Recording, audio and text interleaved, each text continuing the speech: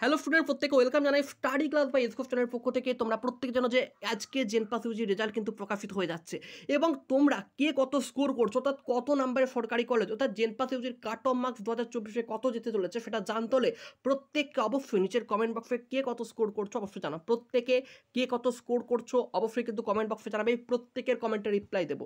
আর জেনপাস ইউজির result বেরোনোর পর আবার কিন্তু নতুন করে রেজিস্ট্রেশন প্রক্রিয়া হবে, দেন তোমাদের কিন্তু কাউন্সিলিং প্রক্রিয়া শুরু হবে। First round counselling, second round counselling, mop up round এবং at last spot round counselling. তো কীভাবে কলেজ সাজাবে, কীভাবে চয়েস দেবে, কীভাবে চয়েসটাকে লক করবে, সমস্ত কিছু তথ্য জানতে পারবে আমাদের চ্যানেল থেকে।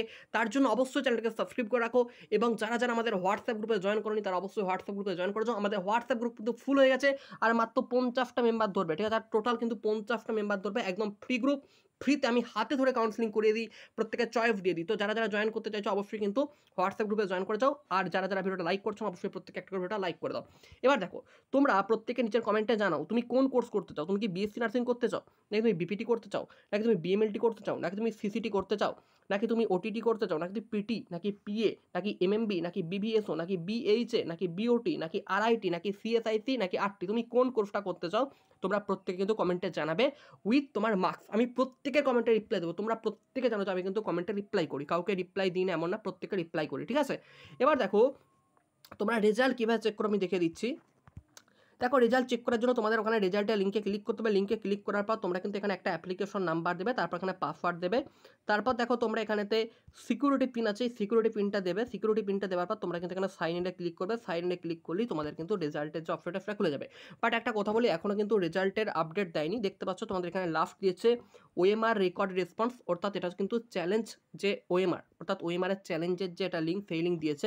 কিছুক্ষণের মধ্যে তোমাদের এখানেতে কি হবে না, আপডেট হয়ে যাবে। যে লিঙ্কটা এটা আপডেট হয়েছে এখানে দিয়ে দেবে জেনপাস ইউজি রেজাল্ট 2024। এই লিঙ্কে ক্লিক করার পর যেমনভাবে দেখালাম তেমনভাবে তোমরা অ্যাপ্লিকেশন নাম্বার চাইলে অ্যাপ্লিকেশন নাম্বার, রোল নাম্বার চাইলে roll number, date of birth, then security pin দিয়ে সাইন ইন করলেই তোমরা রেজাল্টটা কিন্তু ডাউনলোড করতে পারবে, ঠিক আছে? লেখা থাকবে যে জেনপাস ইউজি রেজাল্ট ডাউনলোড, ব্যাস র্যাঙ্ক কার্ডটা তোমরা ডাউনলোড করতে পারবে।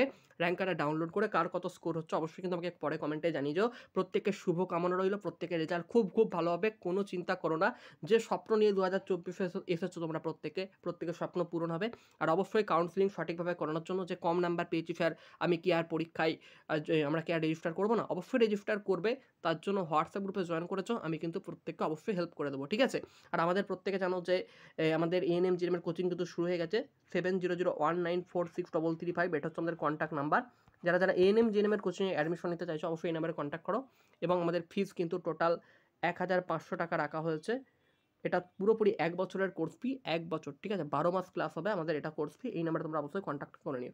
চলো, গুড বাই, প্রত্যেকে ভালো থেকো।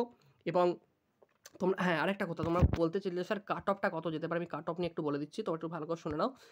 দেখো, কাট অফের যদি আমি শোনো, কাট অফের ক্ষেত্রে যদি বলি, ইউআর ক্যাটাগরির ক্ষেত্রে যদি কেউ ইউআর ক্যাটাগরির ক্ষেত্রে প্রত্যেকে যদি 45+ পাও তোমরা কিন্তু সেফ রয়েছো।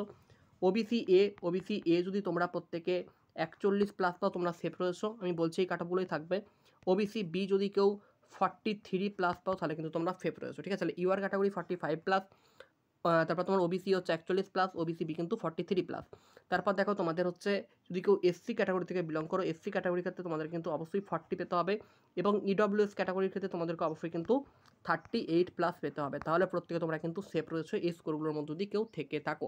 তো অবশ্যই টেনশন করো না, পরীক্ষার রেজাল্ট তোমাদের ভালোই হবে, ঠিক আছে? কত স্কোর করছো অবশ্যই কিন্তু কমেন্টে জানাও। এরপর আমরা গুড বাই বলে বিদায় নিচ্ছি, কারণ আগেই গুড বাই বলে দিয়েছিলাম, তোমাদের আগে কাট অফটা বলা হয়নি, কাট অফটা বলে দিলাম। এই স্কোরগুলো কিন্তু সেফ স্কোরের মতো থাকছো।